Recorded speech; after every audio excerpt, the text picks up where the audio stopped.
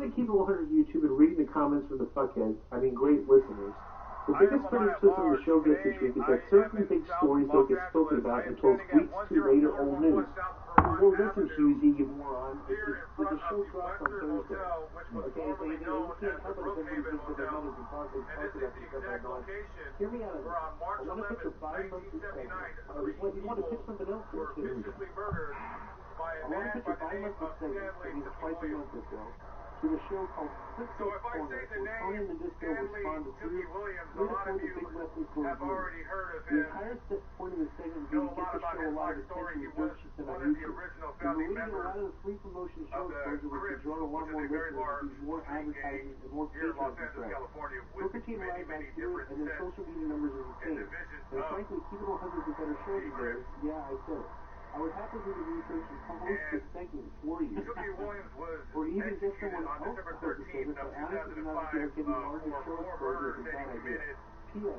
Tell us the story about how long you difficult by staging WCW. Many Hollywood celebrities were fighting valiantly for Tookie Williams to be spared and to be given clemency. Stating the fact that he was a changed man, he was nominated for a Nobel Peace Prize. He has written several children's books, made fun of kids avoiding the gang lifestyle, the gang lifestyle that he so loved and valued and fantasized about growing up here on the streets of Los Angeles, California. So on that night in a PTV-induced haze, Tookie Williams comes to this motel, and with the intention of robbing them, simply just robbing them. I want to read a couple names. Alright, I'm back again with this. I want to read a couple names that you've never heard of. That Snoop Dogg, who fought for Tookie's life, has never heard of. Who Jamie Foxx has never heard of. Who the Reverend Jesse Jackson has never heard of. Yeah, we usually hit most From judgment. Those names are Yang Yi Yang, Sai Shai Yang, and Yu Chin Yang Lin. Those were the three people who were brutally murdered by Tookie Williams, and another man who was murdered a few hours before he got here, Albert Owen.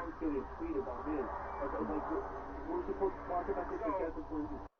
Comes here with a sawed-off shotgun, breaks open the door of the office here, which is the office is right there.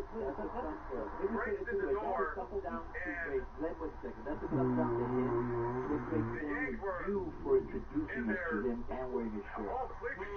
They own the hotel. They own the motel here. They live here. They work here. We're not really, and I know this is kind of he immediately screams at them to show him the safe where the money's to at. make money and do business, and this would actually grow a business, but I'm not really. What time of this shit is frozen? The gossiping, like, if it comes up in the mail, or if it's something everybody's talking about more good, I don't want to feel forced like I have to talk about it. Because the show's not that much fun. You know what I'm saying? And like I said, I think I do, as a good producer, Joe, and I think it's not about Tookie Williams leveled the shotgun right in her face, and it might help and blew her head off. one day inviting you on the show. But if you want to put like the top 5 topics, send them to Joe, and Joe goes, hey, let's make sure if even in the letter we hit these 5 topics. So you got you guys have never heard we have more listeners or readers or whatever it's about. They were Taiwanese immigrants as if we have to get the higher numbers. Move into the country trying to live a better life. Okay, and Tookie Williams came here is almost a direct contrast to what you can say, so, to anybody out there, any Hollywood A-list celebrity, or people who were defending Tookie Williams and not being executed, I want you to remember those names. I want you to remember those names of those people who were shot and blasted to death. A couple of the detectives that was working this scene said this was one of the most brutal murders they'd ever seen. And I think that that's all the stuff you need to believe. Everyone said, what is that? They gave him the money, and he still shot and killed him. What was that? I guess he made it. If you say something about somebody, probably it's automatically the And truth. the So now, Yanks if didn't you speak trust English very well. it's his reference. So you can imagine the confusion and the chaos ensuing when you have a very large hulking individual coming here screaming at you, saying, give me the money, give me the money. Journalists jumping on every effing story. Everybody wants to talk about Snoop Dogg, everybody wants to talk about promo. Jamie Foxx, everybody wants to talk about Chucky. No, And they're good that he did behind prison, but nobody wants to talk about the Yanks. Nobody wants to talk about 2 generations of family cut down in a matter of seconds. Okay, so first of all, I don't think any wrong with Lesnar versus Fury because I'm not buying anybody with Lesnar. So it goes to the Never to be seen or spoken or heard from ever again. 8 to 10 minutes. What they didn't do, Goldberg was. Okay, let me just He'll say have a this real legacy quick. I to live on. you saw them, bro. You just can't throw people in there and think they're gonna have a great match. We saw him You'll against. never be able to listen to what the Yanks had to say about their own demise. That's all I wanted to show you guys. I'm Lamont at large. Thank you for watching, guys. I appreciate it. Peace out.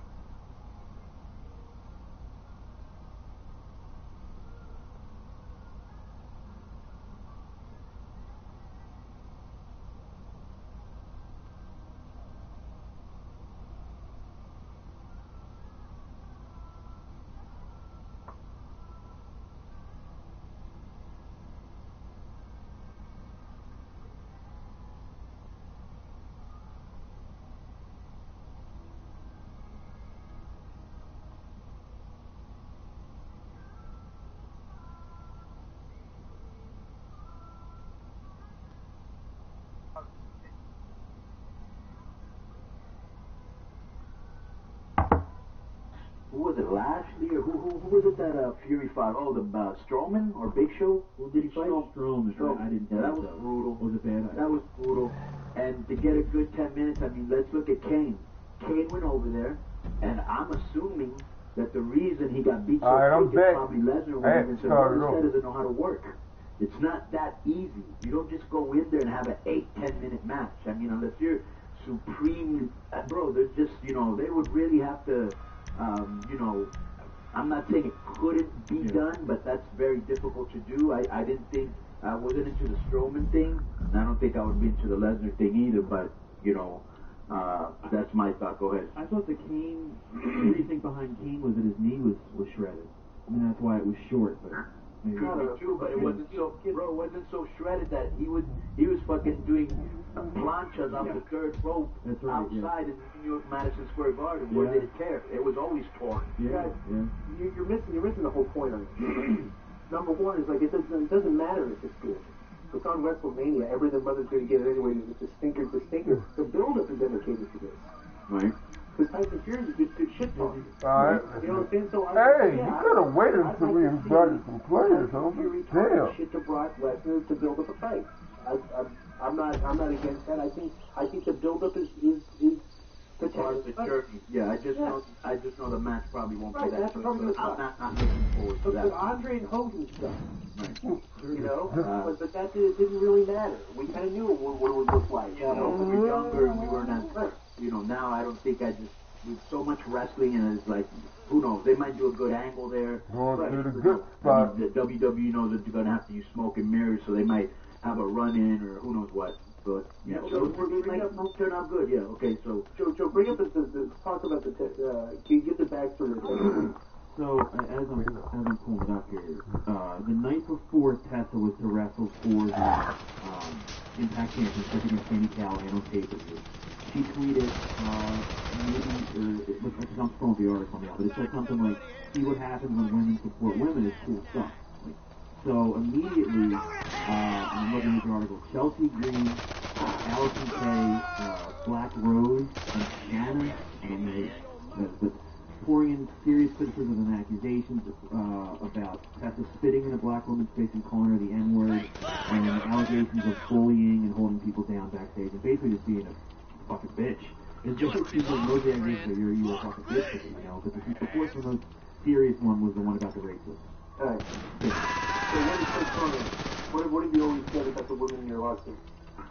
Oh, bro, you can have like 3 women in the locker room and they're way more trouble than 30 guys. Combined. Alright, combined. And it's like, and it's because of stuff like this. You know, it's like, I mean, so this shit is so petty. It's like, where were they, how come nobody said anything? You know, here's Tessa Blanchard, you know, everybody's calling her the women's group, you know, women's wrestling, and here's Tessa, who's obviously probably one of the top 2 women workers in the business today, 2 or 3. I mean, would we agree with that? Yes, yes. Okay. And she's getting ready for the biggest match a women's wrestling's ever had, basically, because it's like, for what it means, she's going to wrestle guys, and it's like, you know, and like she tweets out a positive thing, and like, just this typical social media these days, and just, you know, what does everybody have to do? You have to throw a wet blanket on something, you know? And my whole thing on this is, this comes across to me as a jealousy. I don't know the story behind these girls, but Tessa is head and shoulders above most of these girls that are criticizing her, and it comes across as like they're, you know, this sounds like jealousy the way it reads. Okay, and secondly, with the way the racism thing is true, do we have anything more than one person's eyewitness account of what happened and she denied it? I don't know who bad move. She's a Puerto Rican girl. I know. Okay, so she's claiming it. She said that happened, but then there was another eyewitness came out recently and said that those 2 had a relationship, Tessa and her, where they used that word to each other, like friendly wise. That's just what that's, you know, instead of, you know, Conan talked about it, you know, with certain people who can say it and whatever. So that's what she said to her, like, what's the problem, my N-I-D-D-A? And that's what people heard, and then she spit on Tessa first, in this version of the story, and Tessa spit back. That's another version, so, yeah. And of course, okay, I'd like to know exactly what happened. I'd like the facts on that. If there's any eyewitnesses, if there's one person, because it's a she said, basically, right? Yeah, so the build was obviously for her to wrestle Callahan for the belt and win it, right? Did you guys exchange the result in the match? No? I was never given to the Twitter mob. You know, let's just prove, yeah, come on, that's not how you do it. It just shows, like, I mean, you kind of let the Twitter mob decide something, you're not using the right guy, you know? So, here's the thing on this, though, but the timing seems very suspicious. If this is not true, all those girls are really going to look bad and they owe her a public apology. If any of this is true on Tessa's part, she just needs to apologize because she's going to get dogged by this for a long time. Because that's the thing now, you know. Let's just find anything anybody did and you dog them until they bend. And let me tell you something. Yeah. When I hear bullying in the locker room, that's like 2020. No, bro. No. That is 2020, but here's the problem. It's an actual thing, bro, because we've talked about this, and it is an actual thing, because you've seen it, and I live it every fucking day in the locker room. This generation is very, very sensitive, overly sensitive. You gotta watch how you talk to them. They take everything the wrong way. There's, you know, I've told people stuff and they're almost crying. I'm like, really, bro? That really? You're gonna cry over that? It's like, come on. No. It's the majority, not all of them, but the majority. Yeah, very sensitive, man. Next one from Chris G. Subject: KG thinks Raven is funnier. Salutation. Recently revealed the Sergeant Slaughter member was discovered in the Marine Corps and was seen as stolen Valour. LOL. This was a surprise and was his common knowledge amongst the boys and just ignored due to pay plates still thriving during Slaughter's front. Also giving a military background program, what are your thoughts on this PR? Keep up the great work. Bye-bye, Chris G. from JoJo Texas. Let me say real quick to give an update. At SoCal Uncensored on Twitter, you know, they do a lot of I didn't know anything about this. So, there's an old article that surfaced where Sergeant Slaughter was talking about certain times, certain tours in Vietnam. And right. But that's Sergeant Slaughter's thing, not Bob and Lee. I think it should be a extension of it. The SoCal Uncensored just actually did like a Freedom of Information and got the Department of the Navy to confirm that there's nothing, cannot identify Bob Remus as a member or family of the Marine Corps, or even a Marine. But here's the thing, bro.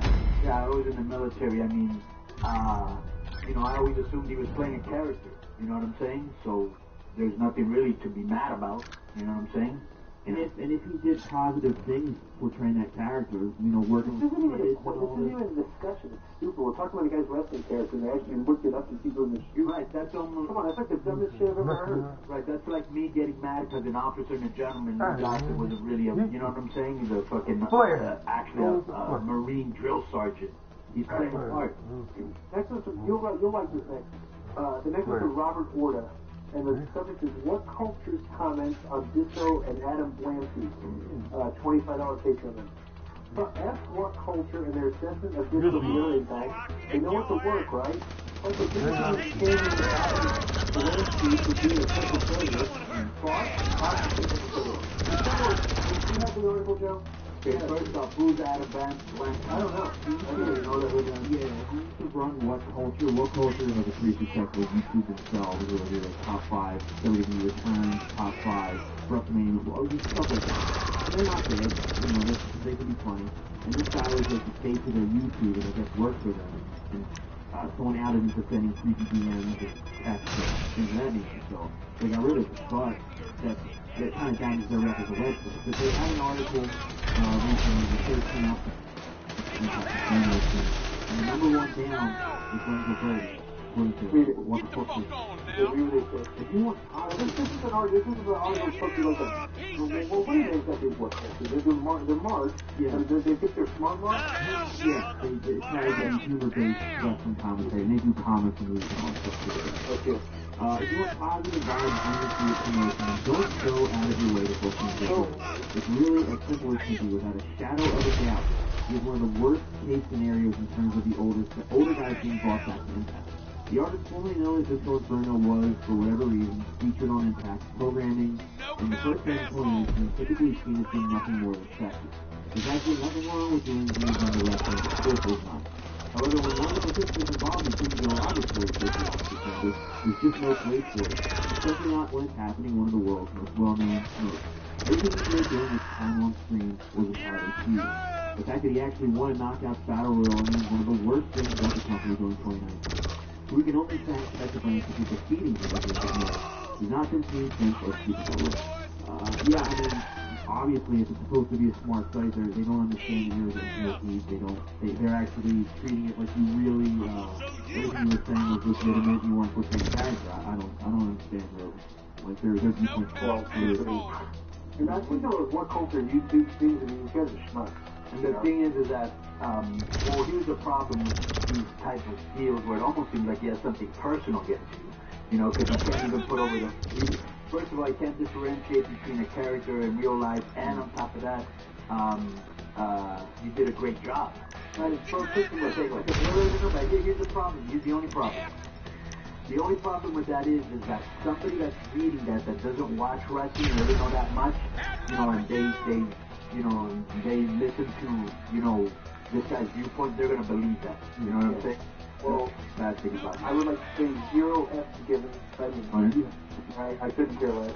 Because when I look at the walk culture crap, and I look at their fan base, it's no people that I wouldn't want to have any association with, like, hang out with the typical, like, they like exemplify your snowflake wrestling crowd. Yeah. Like a lot of people looking for social justice in the thing, and people be outraged about. That's the line that's trying to hide, huh, bitch? Trying to hide, huh? It's involved in being derogatory towards the opposite gender. There's no place for it. So, what, you can't go just the other day, I put this thing, I think it was yesterday, I was putting, hey, you know, when, you know, for people that don't like intergender matches, when done right, just like any other match, that's what you get. You get Tessa versus Sam. Wait a minute, back off. Go ahead.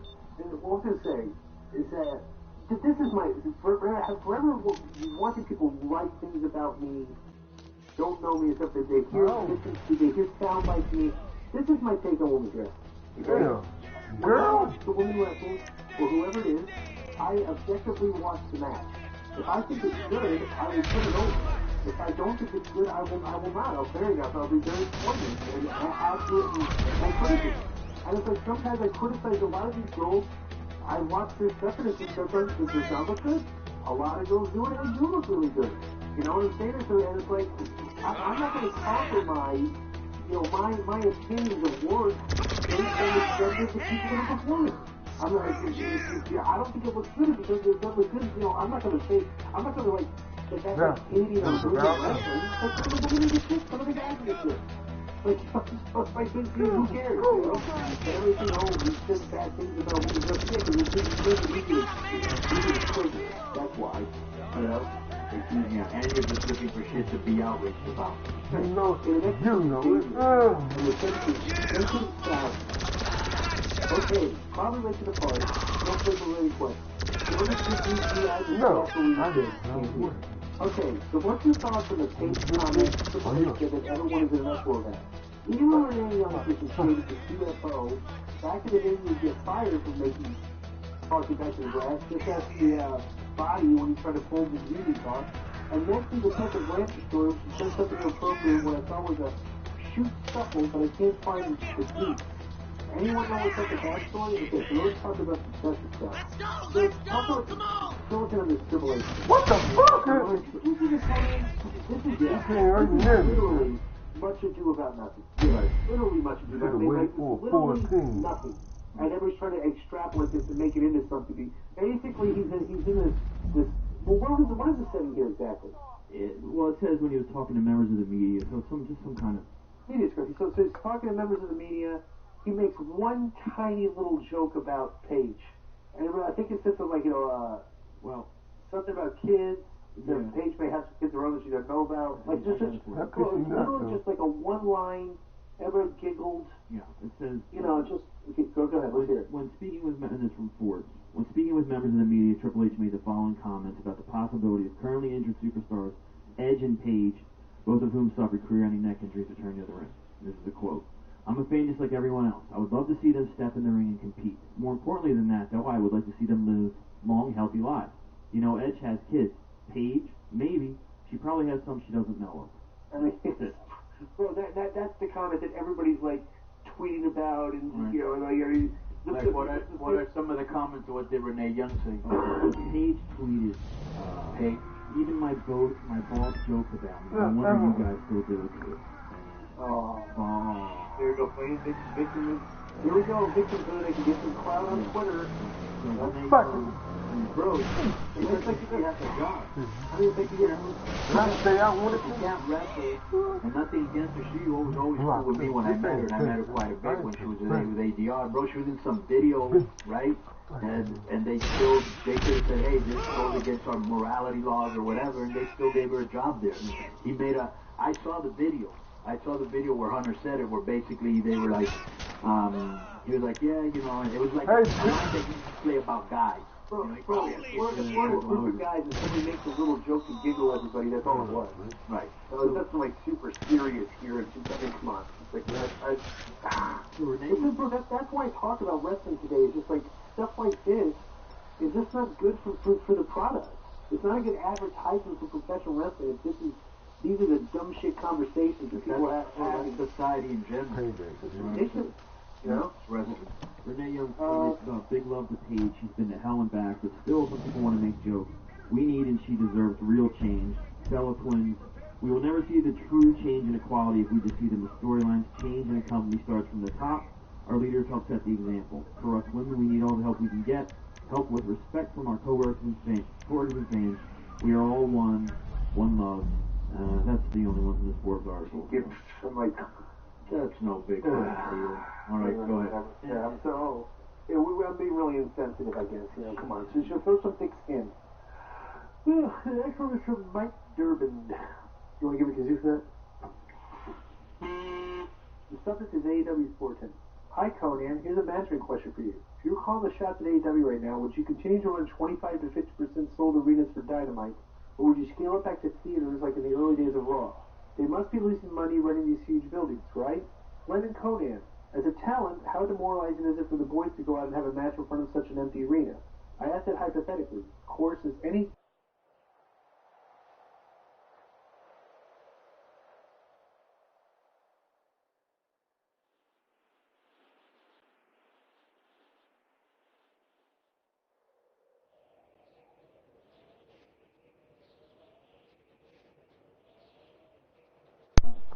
first of all, they're not. I mean, here's the thing. All wrestling right now is suffering from like, you know, big buildings on a weekly basis. There's 3 big shows every single week for TV. You know, Raw, SmackDown, and AEW. So it's like, what, right? So you look at the television ratings, and it's like the numbers don't sell out every week. You're not going to sell out every week. I mean, you're just going to have your some towns which do good, and other towns which don't. That's been wrestling culture for like the past 10 years. You know, it's just I don't, you know. Was he saying that the buildings are mostly 25 to 50% sold out? That's it. Some of these Dynamite shows are done. You know, they don't. Nobody talks about it, but like people show the shots, and it's like, you know, the whole upper deck is, you know, blacked out, and it's like there's not a lot of people. Some of these. Well, they must be the ones I saw. They must have somehow. The camera shots not show. It looks good on TV. Right. Yeah, you know, which that's all that matters, Mike. Right. It's like all that matters is how it looks on television. You're running. That's your audience is not the house show audience. Your audience is the, you know, the million people, the 900,000 people that get and watch every week. So it looks fine. So yeah. And we never wrestled in front of like. I wrestle in front of small crowds. I don't care. I still go out and perform.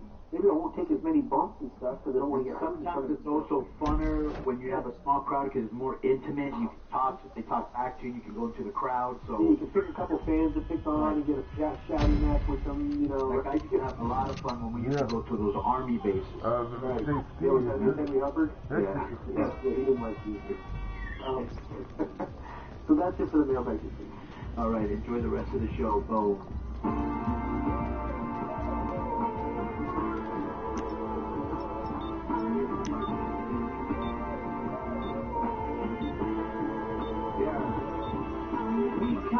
New timepieces when these fools are not Jesus. Audience is not the house show audience. Audience is not the house. Audience is not the house. Snapchat. Yo, DR. Where can we find you? What you got going on IG? I think you're on Snapchat. Did you get off of that? And, I'm on Snapchat, but I'm not okay. Right. Actually, what can we find on IG? At Instagram, the Digital Master UV. Snapchat is also Digital Master UV. Well, what do you put up on IG? You used to put haircuts and haircuts, food, strippers, right? Yeah. Porn stars. Everybody's allowed to take pictures of the strippers. Not when they're you can also put your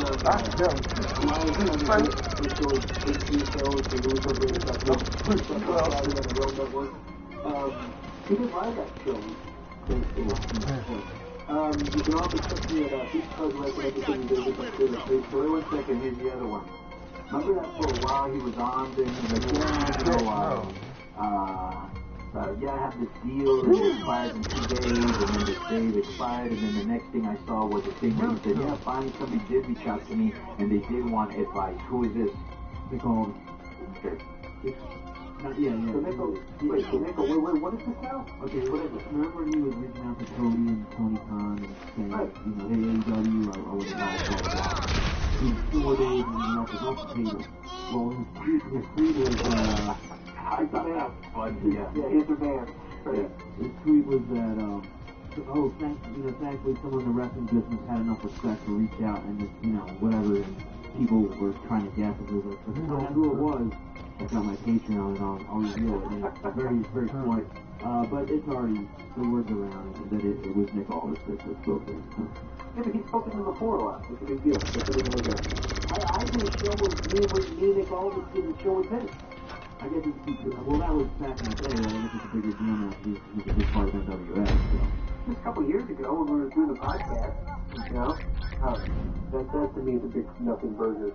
But I think that before maybe he wasn't in creative and he is now, and he must have reached out to Vince for something, you know, advice or whatever. And so now he's saying, oh, well, somebody did reach out to me. Some from creative did reach out to me, you know. And he made a selling point for Patreon content. So there you go. So you guys can catch me at Sapphire Gentleman's Club here in Vegas. It's the world's largest gentleman's club. 702-303-3430. Mention my name. We'll send you a free limo, get social thing, get your free drink to save you about $90 per person. Alright, so just for all you people, if you happen to go to Sapphire and you see Glenn there, or you see him at an autograph signing or something like that, you don't just run up to him and start chopping up with a little protocol, and it goes a little something like this. When you start chopping up with him and get him with a compliment, then you can ask a question, you can talk to him 1 to 3 minutes. If you put him over additional time, if you're not annoying, and you tell him you got it like that. At no time will there be any direct eye contact.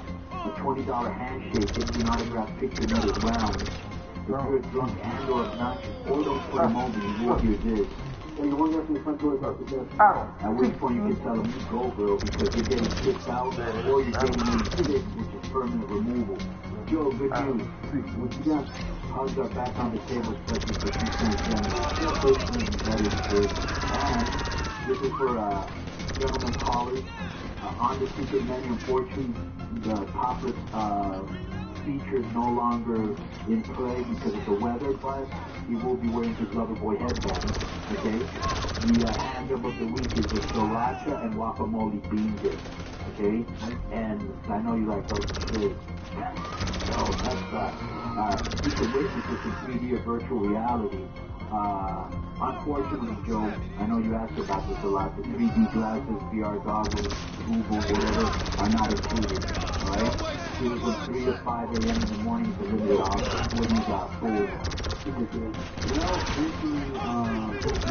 as the sugar house, right? We did like this Pluto was one of the most urban places. It's all been healed. Very healing first month of 2020. Urban and Russo reunited, and it feels so good. So they were talking about this is for that song. So this is what it gets you. So this is all things I will never do this again. Do whatever I have to do. Well, I realize that you probably won't listen to him like that on the show, but if you did go on YouTube at the beginning of the show, he plays the clip with him saying, tell him to go fuck himself. Tell him never contact you again, and stuff like that. Mike's actually a pretty good producer, but I expect that to get confused. But yeah, so Vince is on there, part 1 of the book review. They reviewed the first book. Husey has on this Husey host Jeff Leach. Ooh, Jeff Leach is the host of the Savage Snowflake podcast. Well, what's your favorite? That sounds like somebody you would have on. Well, what's your favorite? Jeff Leach? Jeff Leach. What's your favorite with Jamie Irwin? He happens to have produced with Darren Dutton. Ooh! Darren Dutton produces the BBC show Big Deal. So he must be a favorite. What? A big deal in him. He's a BBC producer.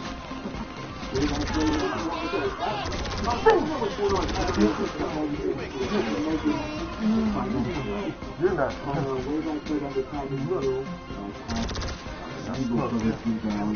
was away in the team covering service.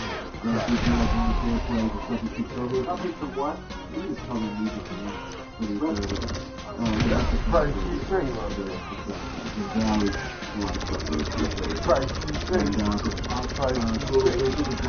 This week is Joe Burton. It's a real commentary on what you do the producer of the show. Who is it now? Somebody from reality? I know that. I forget the guy's name. I'm not going to phone, but I know this was it. It's 9-minute years out on the shoulder, and it's still rolling on. This is Joel Thompson with Murder and Station Network. How great Joel Burton as a podcast host? You guys? So they discuss ECW Hardcore 1995, Highway Helms and Shane Helms, and talk all about the WWE on Fox on New Year's Eve, which is there. And some movie and comic book talk. On City Control Daily, I have Mike Rainey this week. As well. Comedian, author, podcaster Mike Rainey. Podcast. This thing is going not gonna work anymore. Everybody's a podcaster now. That's not a big deal. He's also on Mike Rainey. What is his name? Mike R-A-I-N-E-Y. He's been on the Comedy Central show Delco Proper. He's been on the Tonight Show. He's a former what show? He likes to do. Delco. What show is that? Delco Proper. Never heard of Delco Proper? No, I wouldn't be asking. It was a comedy show. Sitcom. Yeah, it's a bit last. no wonder why I didn't hear of it. Let me see. Mike Rainey. Well, I didn't expect you to bury the guy, so I didn't expect you to say it wasn't funny. That's stuff we have to find out on ourselves. So I'm going to go to Twitter and see if he says anything funny, because I think it's here. Let me see. R-A-I-N-E-Y?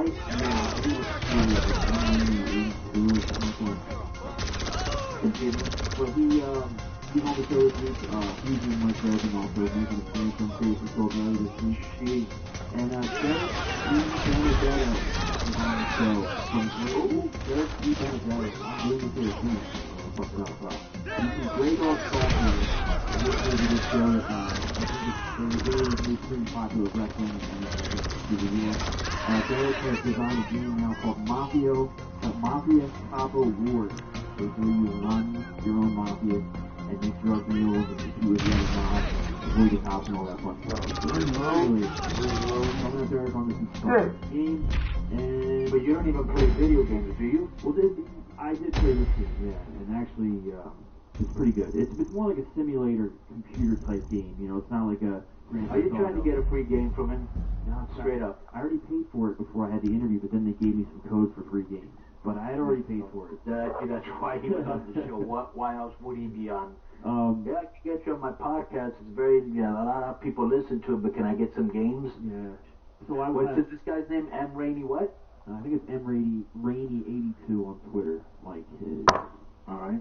Current co-host of the Dad Meat podcast. Very successful. Patreon. Well, you can catch me on the Raven Effect every Monday on MLW Radio. Check out the Pro Wrestling Tee store, ProWrestlingTees.com/CC. You did this to yourself. I didn't do this to you. Yo, you can check me out at Twitter or Facebook at KONNAN5150. You can check me out on Tuesdays on Access TV with MLW. If you didn't see Hard to Kill, Tessa and Sammy had a great match. Elgin and what's this guy? Eddie Edwards had a great match. Willie Mack versus the North was great. That's a star-making performance right there. Check those matches out. Really worth going out of your way. And I thought Moose and Rhino had a pretty good little deal too. But anyways, so check them out. Then you can check out MLW on BMC. Right now we're doing this thing where MJF left the Dynasty. So Gino Medina took his place, and it's now Gino, Alex Hammerstone, and Robert Holiday. They're the new Dynasty. They're doing some interesting things. Fatu's the world champ. He's doing some really cool shit. Tom Lawler. Pretty good show, man. Highly recommend it. You know, on the weekend, I mean, during these vacations, Joe, you know, I had to be I was in the hospital for a little while with a family member, and so I had a lot of time to binge watch stuff, and I was watching a lot of wrestling. And the one thing that I saw was I liked the stuff they're doing at NWA, I liked the stuff they're doing at Impact, I love the stuff they're doing at MLW, I like some stuff on AEW, but I don't seem to really be digging WWE too much. Yeah, you know? I'm actually, as we wrap up, I'm going to go out of my way to watch Impact on Access. I am liking which I always mean to, but it's not a part of my routine, so I just forget, you know, but I'm going to watch it tonight and try to keep up with it. Yeah. So anyways, MLW, Impact, AAA, we're going to be in Mexico City. I know we have some listeners in Mexico City. We're going to be at the Fronton on Friday and Saturday. I believe Psycho Clown will be there, Pagano will be there, you know, Daga, Tessa, Brian Cage is hurt, so I doubt he'll be there.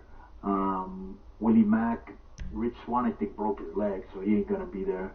But we'll be in Mexico at the Fronton, and then the 25th, AAA comes back to the Pepsi Center, and we'll be on Twitch.com. So, you know, a lot of stuff going on right now, and I want to thank everybody that's enjoying our Patreon at Conan.me, where you can get extra audio, video of the show, and stuff that I sent Joe from backstage, whether it's interviews or just people going to the ring, or just random stuff that I think is interesting, and posters and pictures, and you know, if you like the show, you'll love Patreon. Not to mention the best part of all is the 3 years of built-up shows we have. Yeah, a lot of fun stuff. See how the disco list got started and how it grew, and some of the running gags. just a lot of really, really cool stuff. Really proud of that stuff. Through all that, like, different eras, too. Podcast 1, you know, the Jericho Network, and now back to MLW.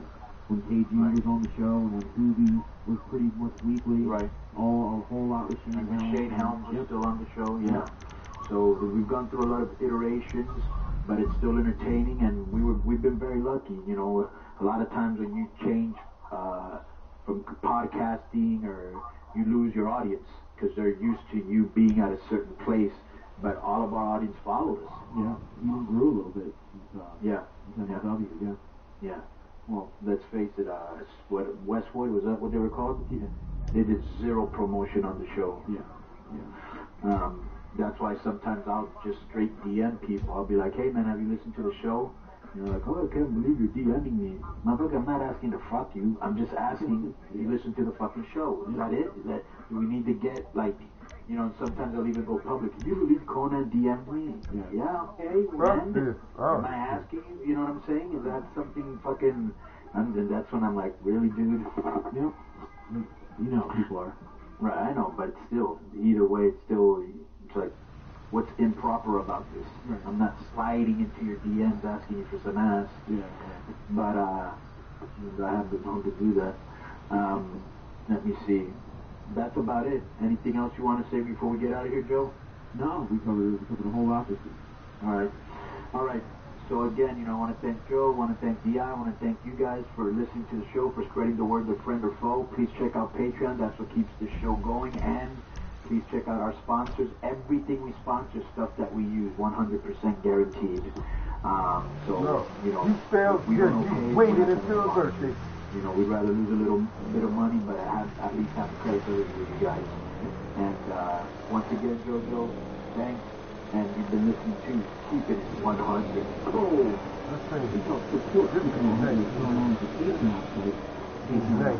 Conan and Conan.me, where you can find exclusive audio clips, full unedited segments, weekly video, listener roundtables, match watch-alongs, live content from shows I attend, and so much more. Please subscribe on your podcast provider and leave a rating and a review. And you can check out t-shirt stores for Conan, Disco Inferno, Master Republic, and myself at ProWrestlingTees.com. If you send in a question or a song so that you can show approval, please send them in K100questions@gmail.com. You can also keep it 100 with Conan's Facebook. Visit Facebook.com/100Conan. I'm constantly posting audio clips from shows, YouTube videos, event posters, putting a poll for the show, and so much more. And finally, you can check out the highly successful official Keep It 100 YouTube channel at Keep It 100 Official, made by Hughes, and it's just passed over 1 million views. As always, a plethora of conversations going on over there. And come and see the conversation. Thank you very much for listening, and check us out every Thursday here on MLW Radio. That's what gives me the finger. No freaking way! You see that? No cross my we were talking about women in the wrestling crowd, and from that you were talking about question stuff, and you had mentioned that you've been offered to be the head of the club. That was something that happened. And somebody posted out about it, and tagged Kevin, and Kevin threw the back of his actual food, he's trolling you. It never happened. That's what's going to give you a friend. You also mentioned that Kevin said that I said to myself, good job with the work. It was all planned out.